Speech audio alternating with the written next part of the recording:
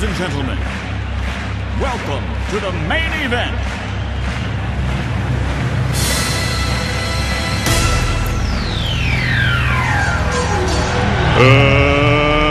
Let's get ready to rumble!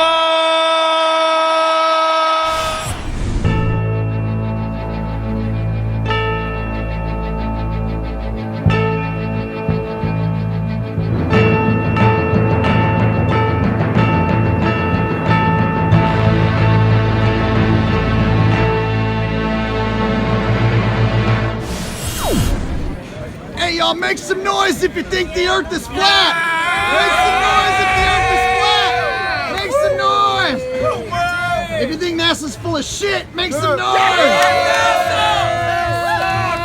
Make some noise if you think the Earth is flat! Make some noise if you think NASA's full of shit! Make some noise if you think the Earth is flat! Make some noise if you think NASA's full of shit! If you think the Earth is flat, make some noise! If you think NASA is full of shit, make some noise! If you know damn well no one ever walked on the moon! Oh, this just got real, y'all. Uh-oh. I'm gonna tell you, looks like we've got ourselves a code red science emergency. So I'm gonna have to do something I rarely do. I gotta hit the science panic button. Science Emergency Defense Program initiated. Science Emergency Defense Program initiated. Oh my God. Science Emergency Defense Program initiated.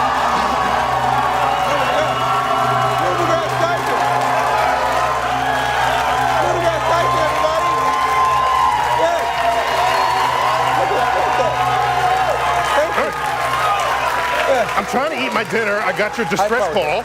Is everything okay? No, Neil, everything is not okay. This BS about the Earth being flat is getting out of control. Can you please help us? Hold my sandwich. Oh, sure. Okay. I'm sorry. Here, you take that. Here. You want? Oh my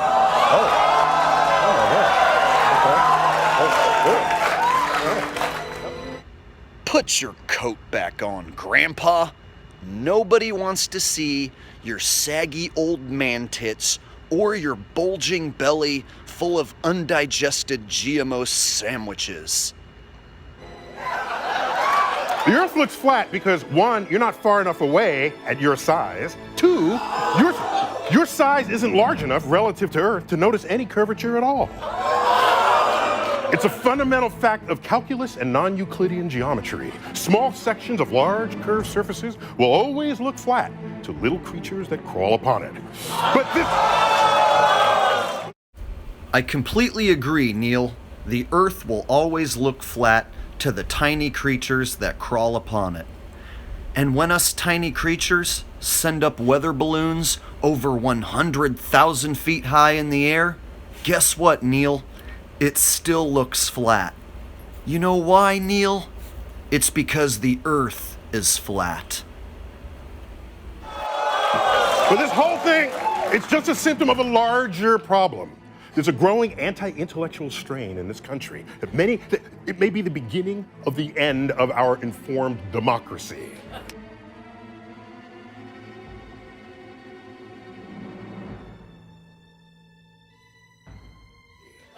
Of course, in a free society, you can and should think whatever you want. And if you want to think the world is flat, go right ahead. But if you think the world is flat and you have influence over others, as would successful rappers or even presidential candidates, then being wrong becomes being harmful to the health, the wealth, and the security of our citizenry. Discovery and exploration got us out of the caves, and each generation benefits from what previous generations have learned. Isaac Newton, my man, said, if I have seen farther than others, it's by standing on the shoulders of giants. I get an amen. Woo. I get an amen. Woo. I get an amen. Woo. I get an amen. Woo.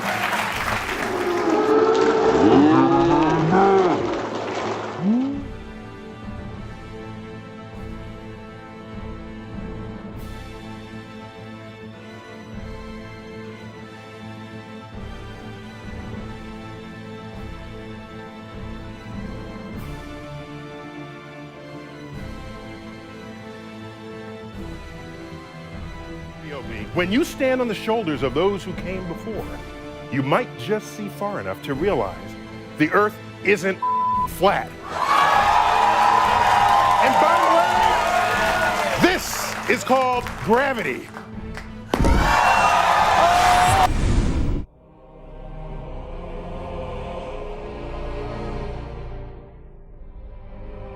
The Earth isn't flat. And by the way, this is called gravity. Sorry, Mr. Tyson, but you are flat out wrong. The fact the microphone left your hand and fell back to the earth is a product of its weight and density. The microphone is more dense than the air in which surrounds it, so therefore it fell back to the earth. Much like if you were to jump off of a building, you would fall to the earth because your body weight is more dense than the air in which surrounds it. At the same time, you can take a tiny magnet and overpower this magical, mythological force of gravity. You see all these metal objects that should be falling towards the center of the earth? They're actually being overpowered by a tiny magnet.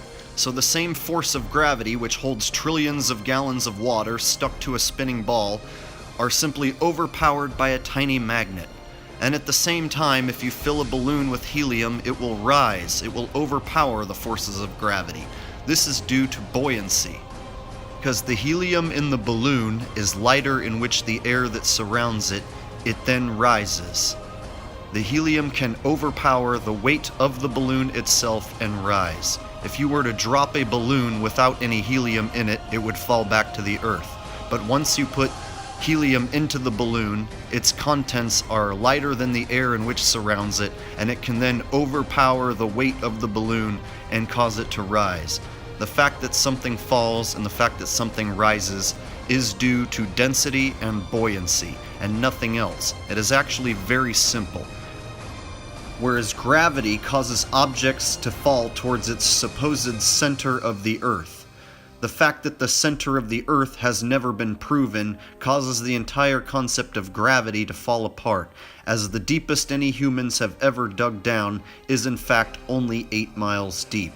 Being we have only dug down 8 miles deep, we have never reached any theoretical core, and therefore the core is just that, simply a theory. Thus, if the molten core has never been proven to exist, then that means the center of the earth has also not been proven to exist. If the concept of gravity is constructed around a supposed attraction toward the unproven center of the earth, then that means the entire concept of gravity itself is baseless and purely hypothetical.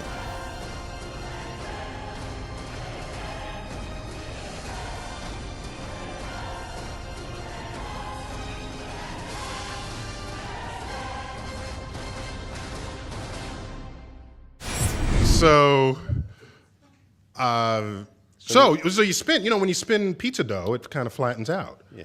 Gets wider in the middle. And so Earth, throughout its life, even when it formed, it was spinning.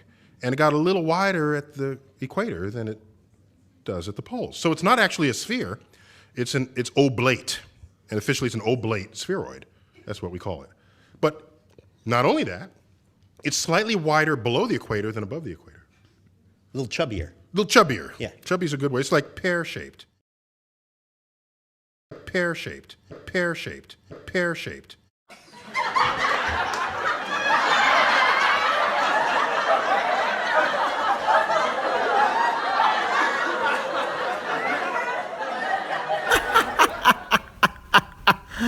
Really, Neil? Pear-shaped, huh? Pear-shaped. Bulging. I don't see any bulges. I don't see any pear-shapedness, do you? In fact, if you were to measure each one of these circles, you would see that they are perfect circles.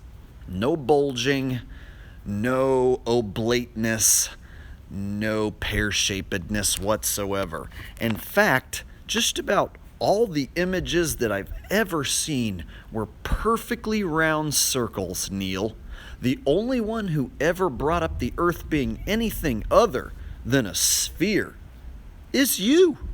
The only person I've ever heard call the Earth a pear or an oblate spheroid was Neil deGrasse Tyson. Before that, no one ever said that in my whole life that I had ever heard. Until Neil said it.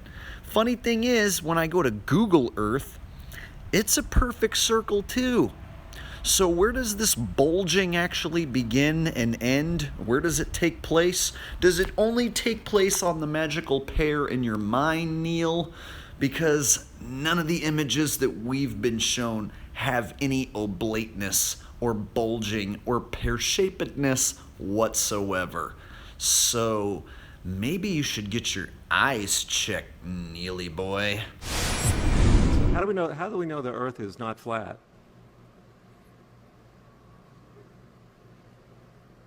We don't. It's flat. Okay. Glad we established that. Yeah, I see what you did there. You told everybody the truth. You know it's flat. I know it's flat. He asked you if it's flat, and you told him it's flat. Now you're going to do that thing where you say you're just kidding and that the Earth is actually round because you're a professional actor. But you and I both know it's flat, and that's why you just told everybody the truth in plain sight that it's flat, because it's flat. So no, here it is. If you are small, as we are as humans, and that is the entirety of and that is the source of your understanding of the world in which you live, then of course the world looks flat. That's not any different from being a child watching television and presuming that the people you see on TV know you. They don't know me. Well, if you're a little child, you think they do know you, because you are the center of your own universe. That last statement fell about a mile short of making any sense whatsoever, Mr. Tyson. Now, when we use our senses that we were created with, we can see that the horizon is horizontal. Think of that. Horizon, horizontal. They don't call it the curvizon, do they? That's because no matter how high you go, the horizon is always flat and horizontal, and it rises with you to your eye level. This would be impossible if the Earth was a sphere or an oblate spheroid or a pear. Because if the Earth was indeed a sphere, an oblate spheroid, or in your case, a pear, that means as you gained altitude, you would have to look downward in order to see the horizon. However, this does not match our everyday experiences. If we were to get in a hot air balloon together, Neil, and we were to go up there, the horizon would be flat and level. Hey, speaking of level, have you ever been to the ocean, the sea? They call it sea level for a reason. They don't say sea curve, do they? In fact, it doesn't matter whether you're at sea level or on top of Mount Everest, whether you're looking out the window of an airplane, or if you send up a balloon 100,000 feet above the Earth, that horizon is flat. Hard evidence that the Earth is not curving in any way. Not the same as a child thinking they know someone on TV. Oh, and look, what's that? That's a hot spot, folks, on top of the clouds made by the sun. That means the sun is very close, not 93 million miles away. But we'll get into that later. Well, we have many lines of evidence to show that Earth is round, including Apollo photos of the round Earth. Yeah, that's where I have a problem, Neil, is because those Apollo images, well, they come from the government. That means I have to blindly trust men who work for a government agency, because NASA definitely is a government agency. I have to trust the government agents who supply us with these images that these are actually authentic. My problem is when I hold these images under scrutiny, they fall apart. For instance, if we were to look at these Apollo images of the Earth from the moon, many of them depict the Earth as being a tiny ball. Just like the moon is just a tiny ball from here on Earth, right? But isn't the Earth said to be much larger than the moon? They say the Earth is way bigger than the moon, right? Like in this NASA image of the dark side of the moon, we see a comparison of the Earth being much larger.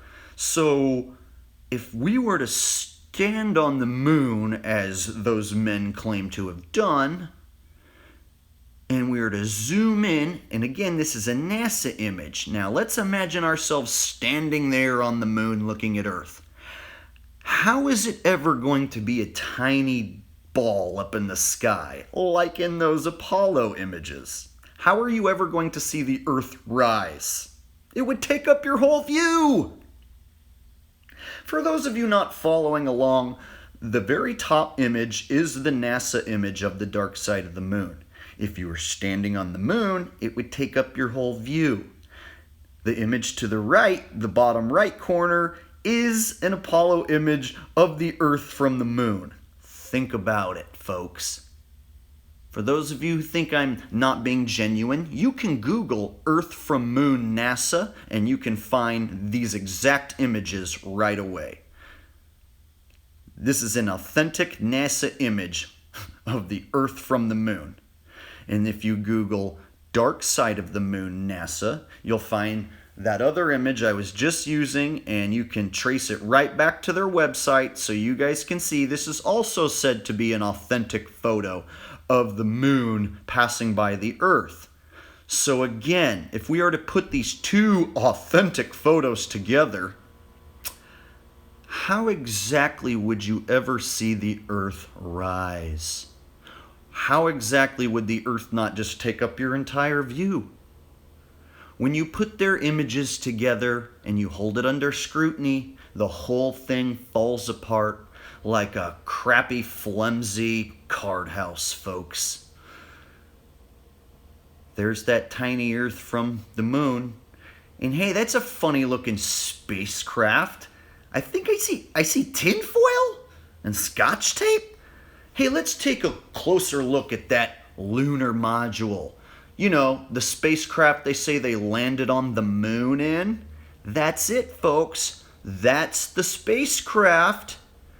Here's a better angle. Now, I don't know about you, but I think I can see tinfoil, scotch tape, and some curtain rods. So you have to ask yourself, at what point is this a lunar module or a homeless tweaker shelter?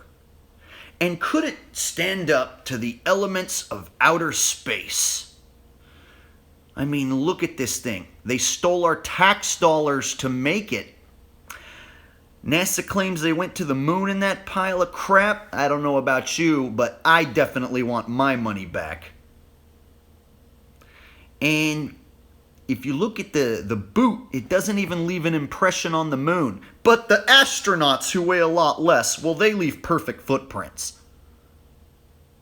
They say that the module weighed about 10,000 pounds, but it didn't leave an imprint, a blast crater, and no dust settled on the boot whatsoever. Now let's watch this thing take off, and you guys tell me how realistic this looks. It's gonna leave the moon, y'all. There it goes, leaving the moon. Now when I ask, who was left behind to tape it? They say, it's a robot camera. A robot camera that they control from Houston is filming it leave the moon. So the top part of what I showed you before, which looked like a homeless tweaker shelter, the top part of that apparently leaves the moon, and it doesn't fly back and land on Earth. Oh no. You actually have to believe that that thing rendezvous, joins up with the lunar orbiter, connects back together and that the men inside there get out of there and then back in the orbiter and then returned safely to Earth. But of course, you don't get to see any of that happen. You just have to trust the government that it happened.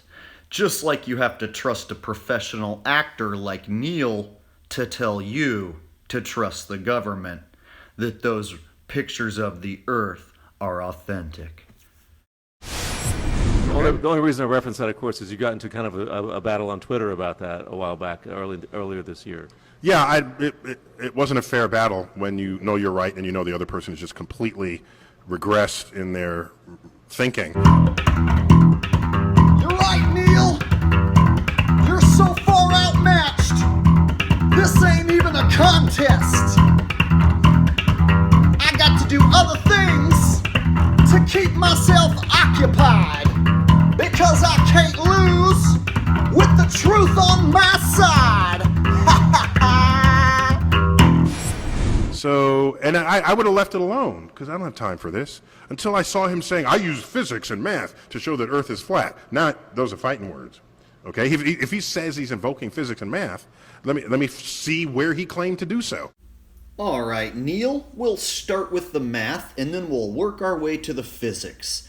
Now, if the Earth were indeed a ball 25,000 miles in circumference, that would mean that it would have to curve at 8 inches per mile when you square the mile.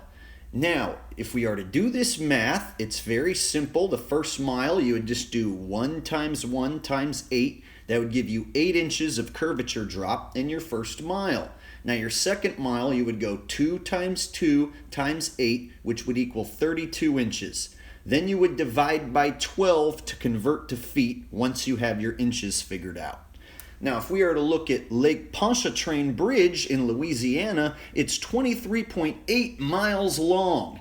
Now, for a ball 25,000 miles in circumference, this bridge would have to have 377 feet of curvature drop in it. However, it's flat and level and no curve is anywhere to be seen. Go to Louisiana and drive across it yourself. You'll see it's totally flat. Now to physics. The natural physics and mechanics of water is to find and maintain its level. And if you were to ever try and measure any curvature on any body of water whatsoever, you would find that there isn't any. Curvature cannot be measured. And furthermore, if the Earth were a ball covered in water, that would put many rivers flowing impossibly uphill. Now, if you look at the Great Lakes system profile on a flat Earth, it makes perfect sense. Now, on a ball Earth, each one of these sections would have to be curving in order to make the ball. Now, when we combine math and physics together, we can perform experiments which prove beyond a shadow of a doubt that the Earth is not curving. Now, this experiment is one of my favorite globe-busting experiments, and it comes from the YouTuber Jenna Frito. She performed an experiment where she zoomed in with her P900 on the Rogers Center from over 30 miles away. The Rogers Center is only 282 feet tall and should have been covered up by Earth's curvature. Enjoy, folks. This is proof the Earth does not curve, and proof Neil is full of crap.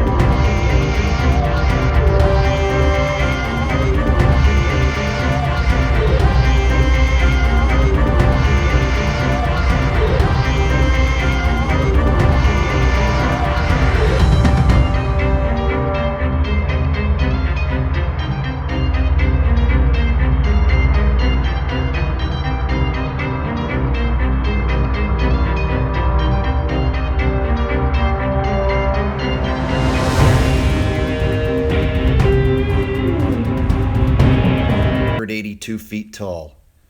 I want to thank Jenna Fredo for performing this experiment. You debunked the globe, Jenna. Congratulations.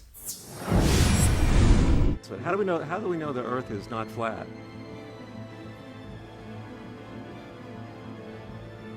We don't. It's flat.